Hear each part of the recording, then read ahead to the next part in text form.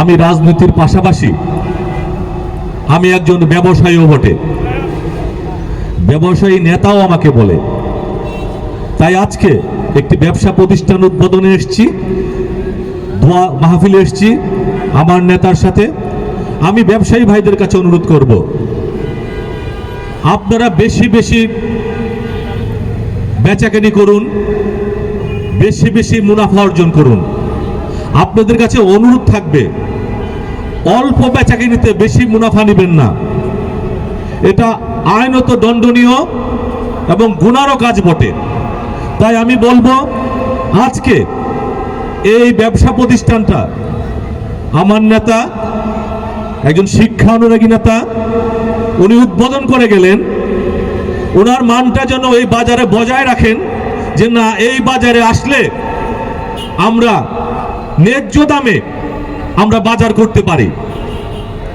এরকম যেন না হয় যে সাবেক সংসদ সদস্য এই বাজারটিকে উদ্বোধন করে গেল, পাশের বাজারে অনেক কম, এখানে অনেক বেশি, এরকম যেন না হয়।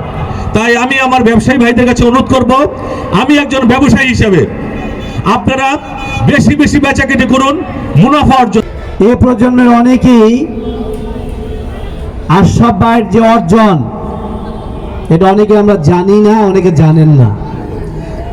স্বৈরাচার বিরোধী আন্দোলন 90 দশকে, সেই আন্দোলনের সময় প্রাকৃতিক সৌন্দর্যের লীলাভূমি জাহাঙ্গীরনগর বিশ্ববিদ্যালয় ছাত্র সংসদের যিনি ভিপি ছিলেন, সেই সফল ছাত্রনেতা আশরাফ ভাইয়ের আমন্ত্রণে আজকে তাদের যে একটি সুন্দর মার্কেট, এই মার্কেটের নতুন এক অর্থে ইজারাও বলতে পারি, নতুন ভাড়াটিয়াও বলতে পারি, এবং পহেলা বৈশাখ উপলক্ষে নতুন বছরের শুভলগ্নে একটি সুন্দর নতুন ব্যবসায়ীদের উপস্থিতিতে যে মিলাদ মাহফিল, সেই মাহফিলের সম্মানিত সভাপতি শ্রদ্ধেয় আশরাফ ভাই কষ্ট, শারীরিক কষ্ট, অর্থনৈতিক কষ্ট ভোগ করেছে, কারণ বাসায় থাকতে পারে না। এবং এখানে যারা স্টেজে আছে, আশেপাশে আছে, এমন কোনো নেতা কর্মী ছাত্র দলে, যুব দলে, স্বেচ্ছাসেবক দলে পাওয়া যাবে না যার নামে এক কিংবা একাধিক মামলা নেই। বাট শেষ রক্ষা কিন্তু হয় নাই। যারা এত অহংকার ড্যামাক নিয়ে সুন্দর সুন্দর বড় বড় কথা বলতো, তাদেরকে আমরা এখন কথা বলতে দেখি না।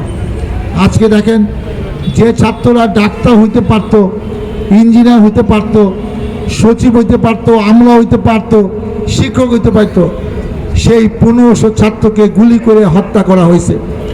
15,000 পঙ্গু হয়েছে, কারো এক পা নাই, দুই পা নাই, এক হাত নাই, দুই হাত নাই, অনেকে বাসার থেকে বেরোতে পারছে না, কারো এক চোখ অন্ধ, দুই চোখ অন্ধ।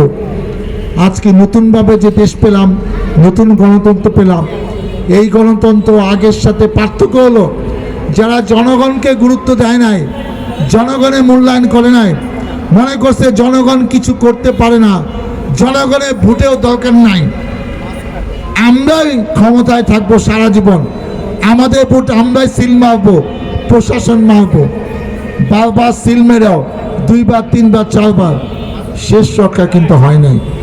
তার মানে জনগণ যেটা প্রত্যাশা করে, জনগণ যেটা আশা করে, জনগণ যেটা আল্লাহর কাছে দোয়া করে, সেটা কোনো না কোনো সময় দেরিতে হইল আল্লাহ কবুল করে। তার প্রমাণ 5ই আগস্ট। অতএব যারা জনগণকে গুরুত্ব দেয় নাই, তাদের বিচার কিন্তু আল্লাহর তরফ থেকে নাজিল হয়েছে, এতে কোনো সন্দেহ নেই। কারণ আমরা তো আন্দোলন করছি, করে তো পারি নাই। এই তরুণ ছাত্ররা দেখিয়ে দিল যে কীভাবে একটা জালিম সরকারকে এই দেশ থেকে কিভাবে বিতরণ করতে হয়, খেদাইয়া দিতে হয়। অতএব তাদের থেকে শিক্ষা হইল যে এমন কিছু করা যাবে না যার মাধ্যমে জনগণের কষ্ট আবারও যেন হয়, এরকম কোনো কাজ করা যাবে না। কারণ জনগণকে নিয়ে আগের সরকার ভাবে নাই, তাহলে দেদারসে চাঁদাবাজি হইতো না। আবারও যদি কেউ করতে চায়, আমি তাদেরকে সতর্ক করে দিতে চাই, এখনো ইলেকশন আসে নাই, ইলেকশন দেরি আছে, কবে হবে এই সরকার স্পষ্ট করে বলছে না। এই জনগণের ভোটেই আমরা যারা ইলেকশন করতে চাই, আমাদের জনপ্রতিনিধি হতে হবে।